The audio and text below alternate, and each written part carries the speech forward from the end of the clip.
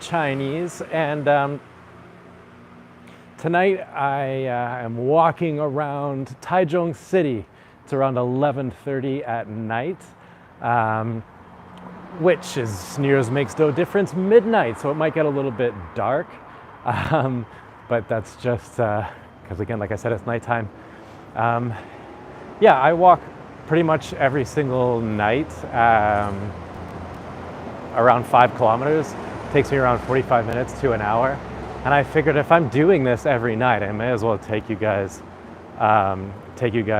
along with me and answer some questions. I plan on doing a live stream every week. I don't know how that'll go, but for the first week, this week, I figured why not do the easiest thing, which is answering your guys' questions. So yesterday on my Instagram, I posted a story asking you guys to ask me some questions using the app NGL, or Not Gonna Lie. And I was expecting to get like 10 questions or something like that, but I ended up getting a lot more, like triple that. So I don't know if I can answer them all in this live stream, but if not, I'll just make another one, that's fine. And to be able to read those questions, I've brought a second phone. So we'll just get right into it with the first question. Not Gonna Lie, or NGL, that app that I use to get you guys to ask me these questions, are anonymous. I have no idea who sent these. So they're just you guys. I don't know who asked them. We'll save Q&A for the people who are in this live chat for later in the video. At the end, I'll answer your guys' questions.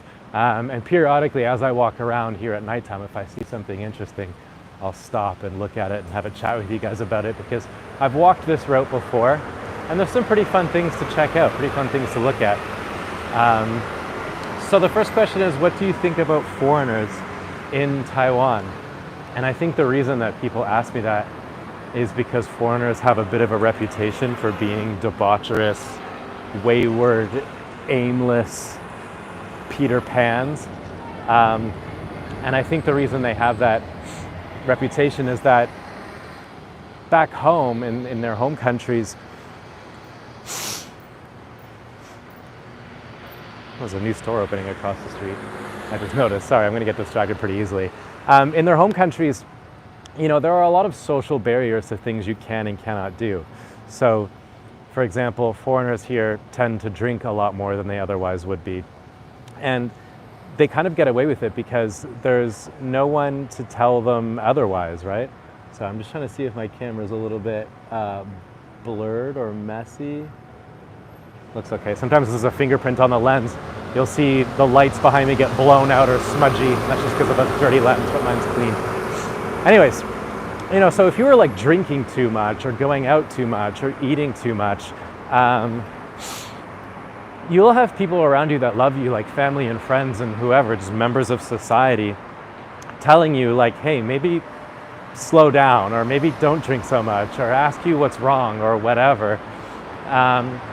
Whereas over here, you don't really have that because, you know, you're in a different country, in a different culture, you're around new people who don't really know what your culture is all about. And so you find that a lot of foreigners here live a pretty easy life. Like, getting a job is very easy here, relatively speaking.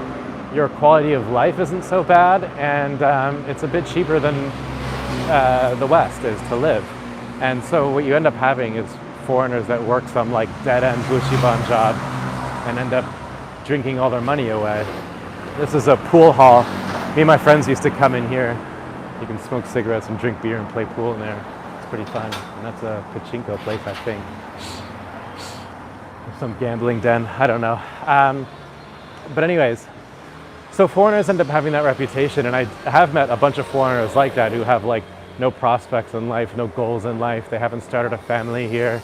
They haven't opened a business or taken on any real challenge in life. They just work the kind of same jobs for years and years and years until they end up in their 40s and 50s sat at the same foreigner bar. You know, and if that's what gives them fulfillment, if that's what makes them happy, then all power to them. That's, of course, that's not all foreigners. There are foreigners here that have found a lot of success. There's a lot of foreigners here that have opened businesses and started families and contributed a little bit more to society here. But it's difficult to answer that question because everyone's so different. Everyone's an individual. But, you can tell when you meet a foreigner within the first 20 minutes of talking to them what they're all about and, kind of what they're here for. So, but then again, all my friends, most of my friends anyways, are foreigners. My best friends are foreigners, so it's not like they're all bad. But that's just, it's not a very good opinion. It's not a very good answer to the question, but it's the best I could do because I can't really generalize. This is the MRT station that opened up last year, 2 years ago here in Taichung, and we only have one line. It runs all down this street, which is Wenxinlu. This is probably one of the bigger roads here in this city. And the thing I find ridiculous about this road is that the speed limit is 50 kilometers an hour, which is outrageous because it's such a major street and the speed limit is so low. Sorry, my nose is going to run a little bit. It's a bit cold outside. I'm not very dressed for the weather, but as I walk more, I'll warm up. Anyways, just yesterday I got a ticket in the mail, a speeding ticket. I was going 63 kilometers on this road with a 50 kilometer limit. So I had to pay 1,600 NT, which is not a lot, but I didn't really know it was 50 here. So I found it pretty ridiculous that I had to pay that much money. I just found it ridiculous that that was the speed limit. And someone just said 50 kilometers is the standard in Canada, and you're right for smaller roads, but for a bit larger roads, this is a 3-lane road in a lot of places. 50 kilometers an hour is just, I don't know, a bit low. I see Alan's in the chat. What up? So that was the first question answered. On to the second one.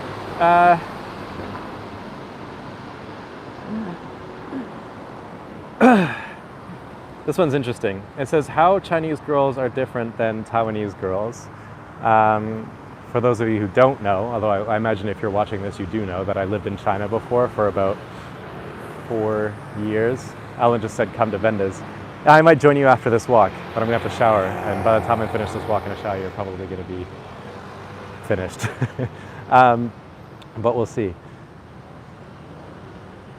But anyways, yeah, so I get that question a lot. What's the difference between Taiwanese girls and Chinese girls? And again, just like the first question, we are going to, I suppose we have to generalize just because of the nature of the question, even though I don't like to do that. I don't want to do that, but whatever, I'll give it my best shot. So a lot of people think that Taiwan is more traditional than China is because of the Chinese Revolution and the Great Leap Forward and all of the culture and historic things that they lost during that time. And indeed they did. However, from my personal experience, this is just purely anecdotal, so feel free to disagree with me. This is just my personal opinion. I found Chinese people in general, Chinese girls, that's not what we're talking about, more traditional than Taiwanese girls. What I mean by that is when you start to date a Chinese girl, which is I imagine why they're asking this question. Sorry, I know I'm really dark, it's just there's not really any lights on this sidewalk. When you start to date a Chinese girl, in their minds, the only logical path forward, what this relationship is going to lead to, is marriage. There's no question about that. That is the only reason you're dating this person, is because eventually you're going to get married. And that makes sense, and perhaps that's the way it should be. And so what often happens in cross-cultural relationships, between a foreigner and a Chinese person, is there could be a really big misunderstanding there, because I feel like in most Western relationships these days anyways, the end goal of having a girlfriend or having a boyfriend is not marriage. They have a more of an open mind to the idea that the relationship might end, right? You might break up. Of course, those two people don't want to break up, but they're well aware of the option or the outcome that might be. And it often, they conclude, Western people often conclude after enough time in a relationship that they lost the feeling or they lost that spark, and so they end up breaking up. But in Chinese relationships, that's not the case. It's a lot more serious. And so what you find with Chinese people when you're dating them is that the relationship gets very serious very quickly. Things move at lightning speed. Now, Taiwanese girls, by contrast, I would say are a little bit more Western. Now, I say that with the understanding that I am generalizing. I have to say, I should have prefaced this, but I forgot.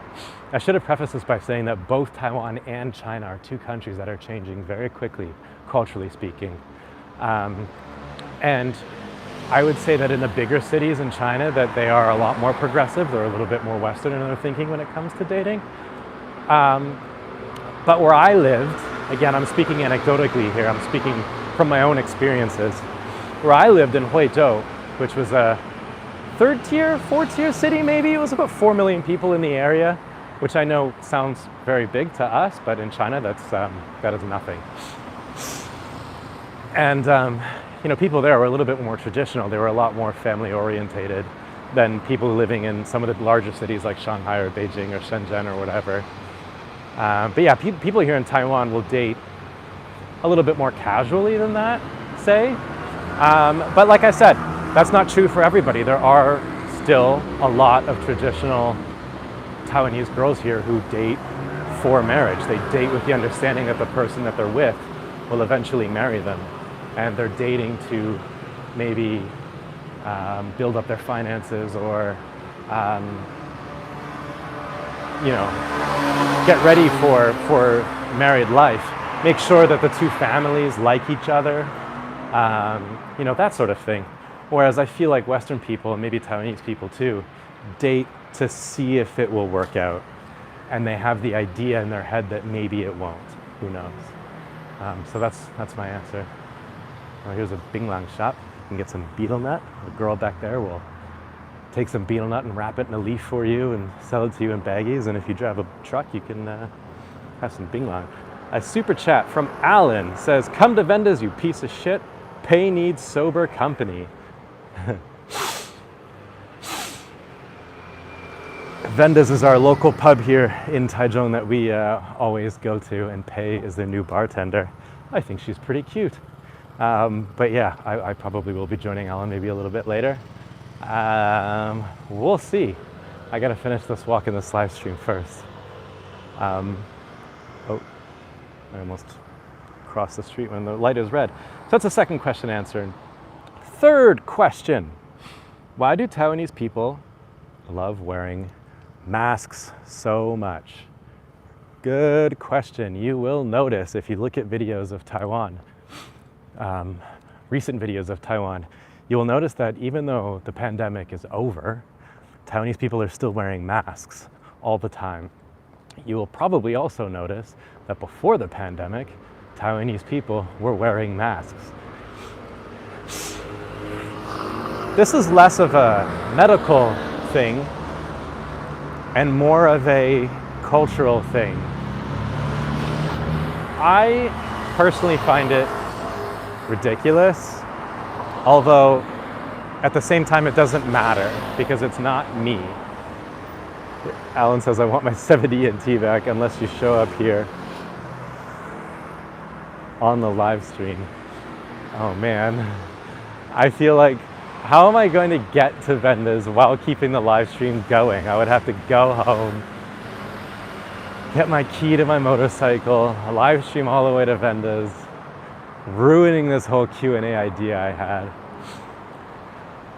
Let's make this walk a little bit shorter so I can get to Alan. He sounds very lonely. Anyways, where was I? Oh yeah, you'll see Taiwanese babies, infants, I'm talking newborns right out of the womb wearing masks. You'll see people go swimming at the beach. Show everyone the real nightlife. Yeah, you'll notice Alan says show everyone the real nightlife. You'll also, sorry, I don't mean to jump around subjects too often here on you, but thus is the nature of a live stream. You'll notice that as I walk around here, there are no bars, there are no clubs, there are no anything of the sort. Taiwan gets very quiet around this time of night because a lot of people have families, a lot of people are trying to sleep, and there are no zoning laws for nightlife. You know, there are no areas where bars can open up that are away from where people are living. And so the bars tend to be put in really weird places, just kind of dotted around the city. But where I am, there aren't any bars. And I'm not saying that as a complaint. I'm just saying that Alan wants to show you the real nightlife, but that's across the freaking city in a tiny bar, and I don't really know how I'm going to get there. But we shall see. Masks. So, yeah, people wear masks. They wear it for a few different reasons. Also, yeah, I really wanted to see this. This is a PX Mart. It's kind of like a grocery store or something. And in the front of it, there's just like a pit with water. There's just a hole in front of the store. Like that's the entrance. You walk up there to get there, and there's just like a big ass hole in the front of the store. And I found that, I didn't even notice it. I've walked here like a bunch of times and I've never noticed it. It's like a ravine. It smells awful.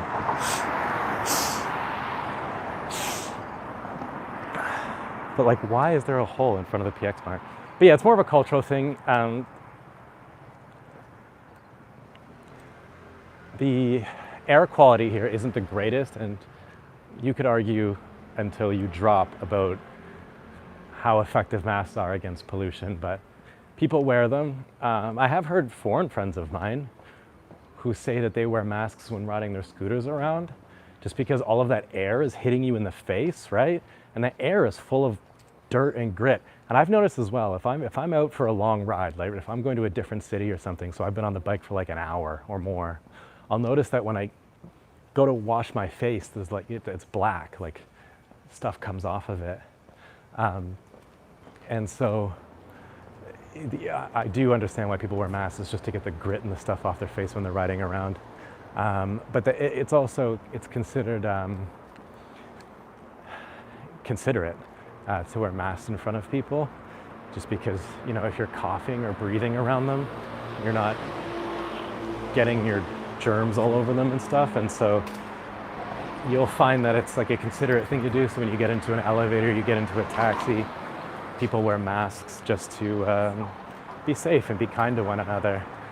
I don't wear masks because I find them really annoying. I feel like Taiwan does not have the weather to wear masks. I feel like it's often so hot here that a mask is like the most uncomfortable thing in the entire world to wear. So I don't. But yeah, I think that's why Taiwanese people wear masks. I had a huge problem with it during the pandemic, just because I was a kindergarten teacher. And I was teaching kids who were born in like 2018, right? And the pandemic happened right when they were born. Some of them were born in 2019. And so they've never known a world without a mask. They had their masks on all the time. And after like 2 years of teaching them, sometimes they would take their mask off or like pull it down or whatever for a photo or to eat. And I'd be like, I had no idea that's what you looked like, you know? And I wonder, with this generation that grew up, like really young kids that grew up around the pandemic, what kind of effect that'll have on their development. Because with newborns, facial recognition is very important to their development. You know, when they're looking, if you're ever in an elevator with a mom and her infant, her newborn, you'll notice that the infant's kind of looking at you and staring at you, you know, and then the infant might look back at their mom to kind of figure out what you're all about, right? They learn how to recognize angry faces, aggressive faces, happy faces, that kind of thing. And so it's very important for them. And when you're wearing a mask, you don't really get that interaction. They aren't able to see what kind of face you're giving them or what kind of stance you're giving them or how nervous is mom feeling about this stranger in this elevator I'm in with, you know? So, but anyways, I digress. Next question. Who do you text the most? Some of these questions made this live stream. I mean, I know I ask questions like ask me anything anonymously. Some of them do feel very selfish, talking about myself. I don't know who cares about who I text the most, but it is probably, it is probably Alan or our group chat that we're in that I have with Alan, Kiwi, and Eddie. I message them very often. What is it about Kaohsiung? This is the next question. So I think that if you've watched me, oh, this is cool. Let's say, oh, I almost knocked someone over. I have my selfie stick out, and I didn't realize when I turned around that people were driving by in a scooter. I almost beheaded a scooterist.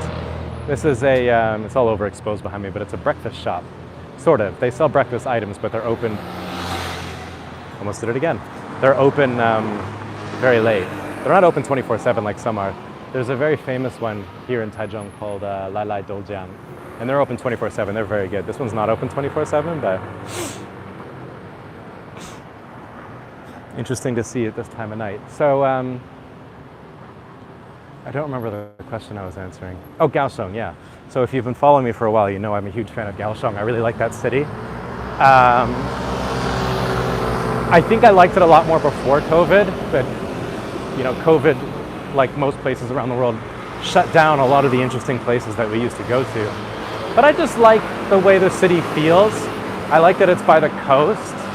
We don't really get that in Taichung. Like if you look at Taichung on a map, you would assume that we have a coast, but we don't. Like most people who live around where like the city center is, if you could even call it that, you have to drive like 45 minutes to get to the coast, and it's not really a beach, it's like a harbor.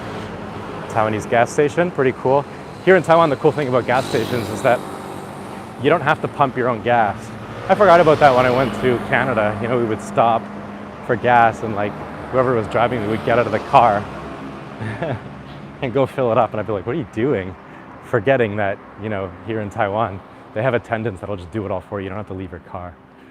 But anyways, also I want to keep my eyes open. Someone has the same motorcycle as me, and I wanted to show you guys because he's done some things to it, and I wanted to get your opinion on it. But I'll keep my eyes open for that. But anyways, yeah, so Kaohsiung has a coast. There's also a lot of mountains. We have mountains as well. Just Kaohsiung's are a little bit different. I just like some of the things that you can do there a little bit more than, you know, than you can do here. I think the bars, I don't drink anymore, but I still think the bars are really interesting and really cool. Let me step out onto the street here so you can see me. Also, last night I noticed, I walked this last night, and I noticed this is like a police station, and I find it so imposing. Like this is an odd looking police station. Like, I don't know, the brickwork or something in front of it looks really weird. So yeah, I find the bars there really cool. Like, I think, I don't really have any problems with Taichung per se, but I find when I go out in Taichung, like let's say I did go to Vendas, where Alan is now, where he's asking me to go to, the first thing anyone asks me, anywhere I go, is, where's Alan? That's the first thing they ask me. Every single time, like without fail. And, oh, it's also a Zhouhutsu and a fire truck station, an ambulance and a fire truck thing. So it's like a 3-in-1. But anyways,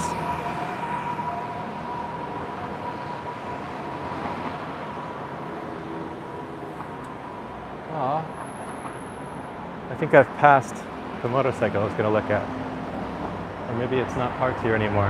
That's sad. That was one of like the bigger things I wanted to show you. That sucks. So that's the first thing people ask me. So it doesn't even feel like it's like my city, really. It feels like this is like Alan's city, because he's lived here so long that a lot of people know him, and I'm often with him.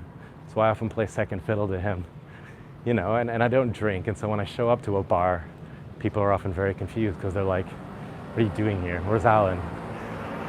Whereas when I go down to Kaohsiung, like if I go to Lighthouse Bar, the guy who runs it, Eric, such a nice dude. You know, and every time I go down there, which is less often than it was before, just because of, I'm not sure, I think COVID stopped us from traveling around the island so much, but every time I go down there, Eric says hi, and he remembers me, and he knows my name, and he gives us free drinks, and he's just like a, he runs that bar really well. Like, he remembers customers, and he remembers what they drink, and he just makes you feel very welcome, like it's your local. And I really like that, and I really, it's just, it feels more like my city than anything else. Would I ever live there? I don't know. I think I would like it, but God, moving is such a pain in the ass. And you'll find that when you live in Taiwan, or I guess a lot of Asian countries, you tend to move around a lot. You know, your contract ends wherever you're living, like your rental contract ends, and so you look for somewhere else. You have the option to stay, but you know, you might get a new job or things change, and so you have to move around. And so, you know, it's like every year you move, and I've done that pretty much my whole life. Well, my whole adult life anyways, and I'm just getting so sick of it. So the idea of moving all the way to Kaohsiung is such a pain in the ass. I know it's an excuse, it's kind of a dumb one, but like anyone who's had to like move knows what I mean. Okay, someone says, I'm in Taiwan on a work visa that will expire next year, thinking of becoming a teacher so I can stay in Taiwan. Any tips? I think the best thing you can do if you're looking for a job, particularly if you're looking for a teaching job, is to meet other foreigners. So like go to the pub or hang out with people and network. It's so important in Taiwan. Networking is like the most important thing. And that way you'll be able to have a first-hand experience of what the job is like, because people will be honest here. They'll tell you if they like the job, or you know, if there's office bullshit, or if there's extra work, or if there's issues. And oftentimes schools are looking for work. It's not hard to get a job. Like you'll get hired, unless you're like, you know, a socially awkward, not all that well put together weirdo. It should be pretty easy to land a job. The question is not if you can get the job, it's what job do you want to get. And so I find speaking to foreigners and meeting as many people as you can and asking them about their jobs and if they're hiring will often be the best way to get a job. It's preferable to going online.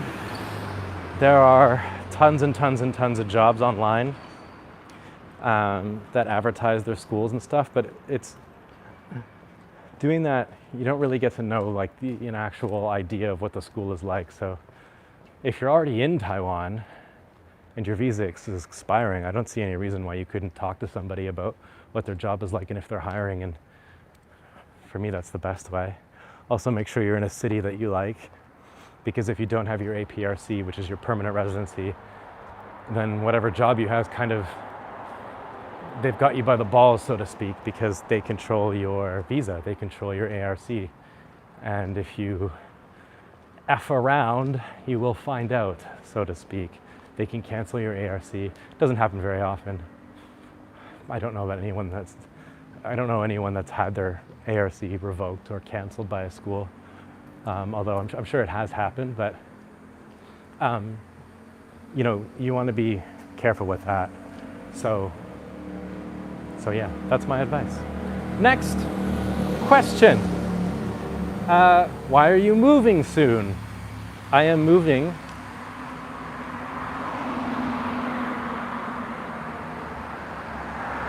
for 2 different reasons, I think. The first reason is my contract is ending. I signed a 2-year contract at my place, and that contract is ending. I think I have the option of signing another contract or doing it month to month. I really like my landlord. He's a cool dude, very relaxed. He leaves me alone. I really like that. I even like where I live. It's cozy, it has a kitchen, it's convenient, it's in a good location. But now that I don't have a salary, now that I'm not teaching, it's a little bit pricey. It's about 16,000 NT. I almost said RMB, which is not like crazy expensive. It's just like I can live somewhere cheaper. I can live somewhere without a kitchen. I don't cook as often as I used to. And so I could do, a super chat. Cindy Liu says, come to Vendas, I'll buy you a Daddy Finger company. I don't know what a Daddy Finger is. Cindy is also the barmaid at, at Vendas. By the way, guys, if you have any burning questions you have to have answered, super chat me. It stays on the screen. I kind of have to pay attention to them. I can't ignore them. Also, what a cool looking tree. And so if you have any burning questions, go ahead and throw them up there. I'm not doing a very good job at paying attention to the chat because I'm busy answering these questions and not tripping over stuff. So anyways, yeah, so I'm moving because the contract's ending and I need a cheaper place. That is essentially the answer to my question. I kind of want a place around 10K. Doesn't have to be big. I just need a place for a bed and a place to edit my videos, you know, a place to put my desk and a parking space. I'd really like a parking space. That'd be really good. Hey, my buddy James. Something may burn after the daddy finger. James is a buddy of mine in Canada that I grew up with. I've known him since I was like 4. We went to kindergarten together, elementary school together, high school together, and we also played in the same hockey league together growing up. One of my best buds in Canada. Okay, congratulations on becoming a full-time YouTuber. Thank you. Are you making enough to cover your living costs right now? Well, thank you for the congratulations. It's a huge moment in my life, something I'm very proud of, something I'm very happy about. But am I making enough to cover my living expenses? I would say for now, no. Oh, cool. Well, not that cool, but it's a Hummer H3.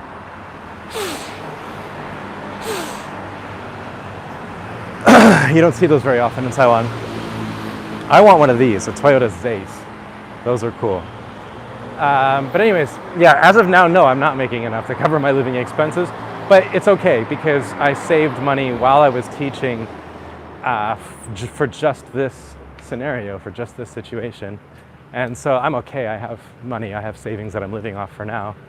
The reason is that most YouTubers, not all, but I would say most YouTubers, Cindy just told me what a daddy finger is.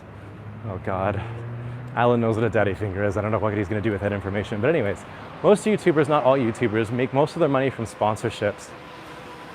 And here in Taiwan, a lot of our sponsorships come from the government. So for example, my last sponsorship came from Matsu Islands, which is just off the coast of China.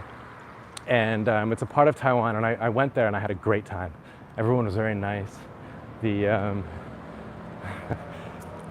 Jesus. My Scottish friend just messaged me saying what a daddy finger is. I assume she's in the pub too. Anyways, the food was really good. Everyone was very nice. It's a very beautiful place. It's got a really cool military history to it. I had a great time filming that video. Really fun, really enjoyed it. It was really made me feel like this is what I do it for, you know, this is what I make videos for. It was great. But the government will give these areas a budget to spend. I don't actually know if this is how it works, but I have a, this is my theory. And I don't know when they get this budget, but it seems like around the end of the year is when they start to spend it. And so a lot of us YouTubers are quite busy around the end of the year. That's when a lot of the government sponsorships come in. I think what also might happen is that, my favorite place in Taiwan right there, great restaurant, 5 out of 5, they should get a Michelin star. I think what happens is that the federal government gives more of the local governments a budget to spend on tourism, marketing, that kind of thing, to get people to come and visit wherever it is. And I think that the people in charge of these budgets forget that they have a bunch of money that hasn't been spent. And so they just kind of panic and throw money at YouTubers and agents trying to get something done so that they can show their bosses that they've actually done something. So I think that's what happens. But I could be wrong. But so around this time of year anyways, my point is around this time of year, December, January, February is quite slow for YouTubers. And so that was my last sponsored video. And I think I would need at least one a month to survive. And I am not getting one a month. That's part of the reason I'm doing these live streams more frequently. I hope to do them every week. One, because it's fun to interact with you guys on a more personal level. And two, more selfishly, is just financially, I need to work harder. If I'm not making enough money, it's no one's fault but me. I have to work harder. And so these live streams are a way of doing it. You guys support the channel by watching ads, and by sending super chats. And I appreciate all of that, especially you guys who are watching these live streams, because if you're watching this live, what that means is like, you've either been with me for a long time, or you truly support the channel. And that's something, you know, I have to appreciate. That's something that you're the reason I'm able to do this. So, so getting to interact with you guys on a more of a personal level, which is great.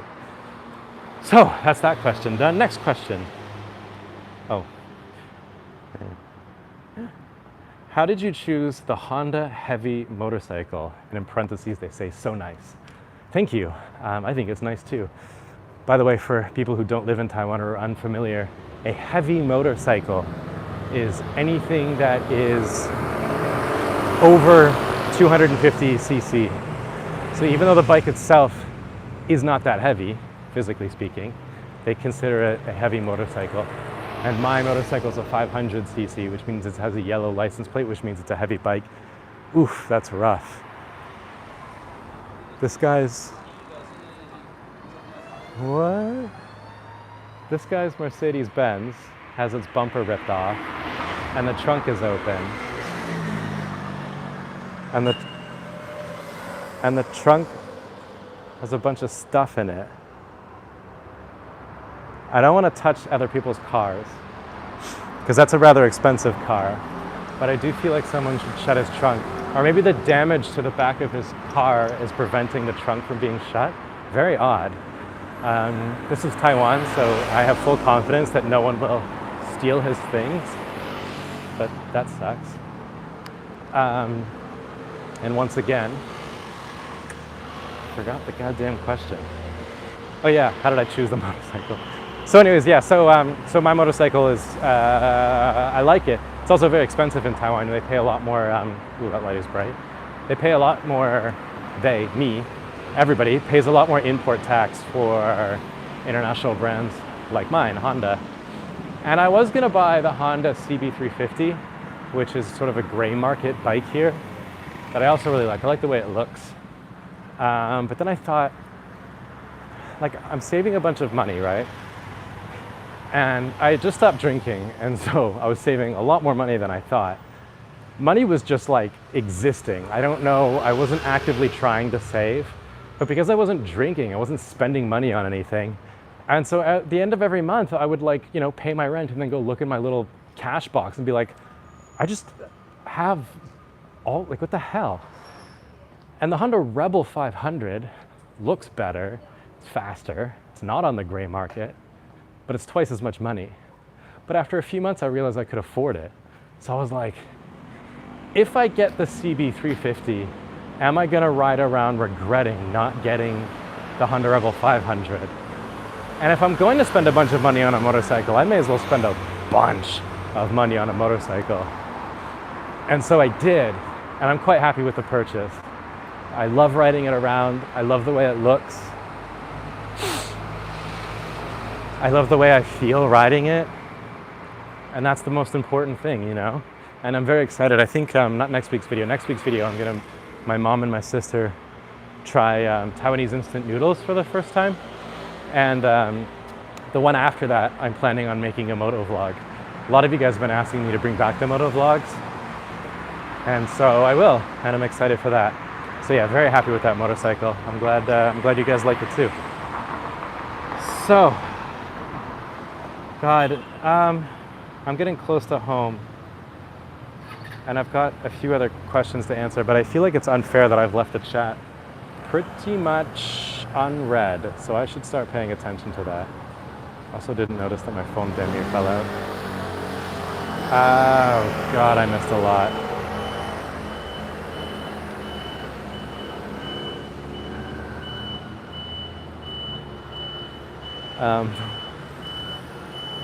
I need to head back to London, Ontario next week for the Christmas season. I haven't been back for 24 years. The temperature change is going to be a serious shock.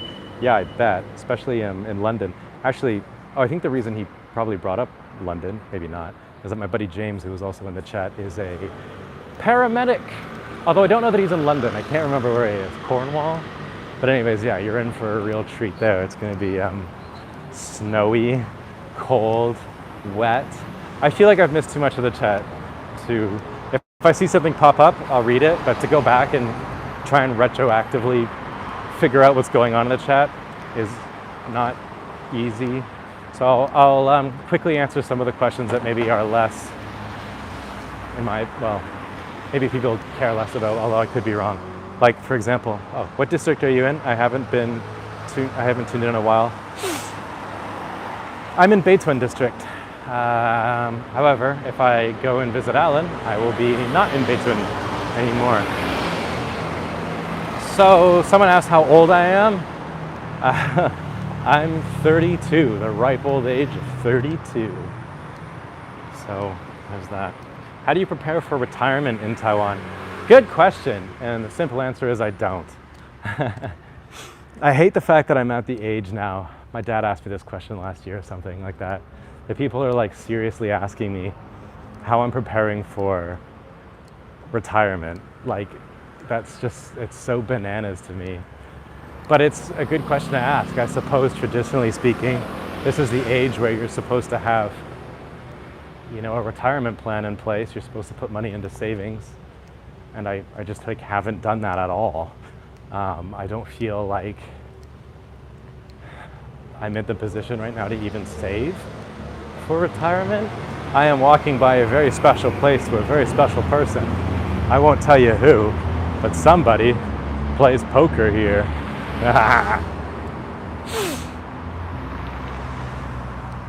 But yeah, financially I'm not in the position. I can't even like live, you know what I mean? Also really surprised that this bakery is open this late, kind of cool. I didn't really stop as often as I thought I would have. Like to look at fun stuff. Although that's cool. That's a KTM Duke 250. Cool bikes. I really like those. But yeah, like these days, like who has the money to retire? I feel like so many people are just trying to survive with the cost of living that it is right now. My main sponsorship is through sponsorships I get 1 to 3 a month.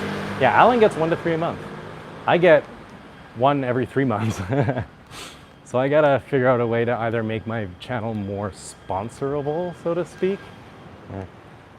I don't really know. So yeah, retirement in Taiwan, that would be interesting. Because I guess it's like you have this idea of like you get to an age where you can't work or you don't want to work, but you haven't saved any money for your whole life, so you're kind of fucked. So yeah, I mean, best case scenario, maybe show more skin. Yeah, if I had big old boobies, that would probably be a lot easier. Investing is the only path to retirement. Marco says, hit me up. I know people that could help with sponsoring. Well, geez, wish you told me that earlier. Desperate for sponsors. And yeah, investing, good idea. However, I have invested all of my money into myself. I've taken all my savings and I'm living off of it now to run this channel for the chance that because I don't have sponsors. I told you that last year. Well, where's the sponsors, Marco? Hit me up, dog. Although I should say that Marco did help me out with getting a NAS system, which is a great help.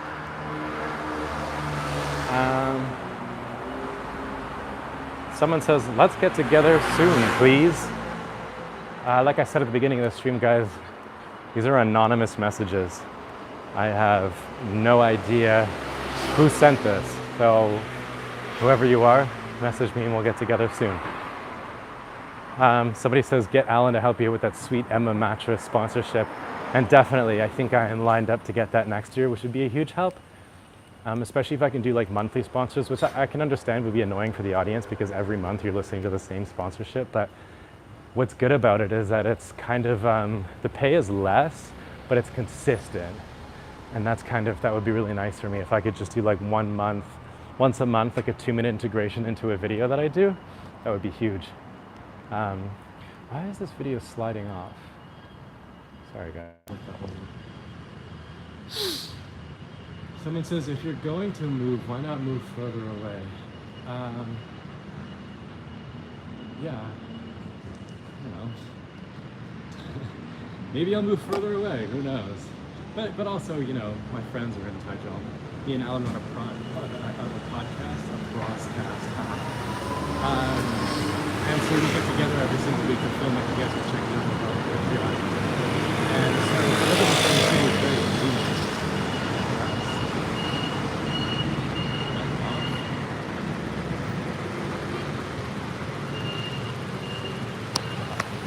Okay, the mic stopped working, so I've unplugged it. I think I have an issue with the port on my phone, because oftentimes what happens too is when I'm trying to charge it, it won't charge. So I've unplugged the microphone, sorry. That's okay, because we're coming up to the end of my walk. How long did that take me? Just what I said, 45 minutes. Said that at the beginning of the video. Bang on. So I apologize for not getting to all of your questions. Maybe I'll do another one next week answering the rest of them. I'm going to go hop in the shower and see what's going on with the rest of this night. I appreciate everybody for joining. Hopefully I'll see you guys next week. Huge thanks, of course, to Alan and Cindy for those super chats. $6 I made today's live stream. Not bad. So thank you so much. Appreciate you. Hopefully I finish this shower fast enough so that I can come and see you guys. Check out all these scooters. Kind of like a scooter graveyard. I'm also, check out this scooter. Look at this fucking ding dong. I like how I didn't call him a dickhead, but I said fucking. This is my motorcycle. And this person on their shitty little scooter could have parked here, but instead decided to nestle real nice and close up to my bike. Who does that? Whatever, I suppose there's allowed to park wherever you want. We're both on a red line, aren't we? So yeah, thanks so much for watching. I will get a video out to you very soon. I'm working on editing it. Stay positive, keep your stick on the ice. I'll catch you guys on the next one. Bye!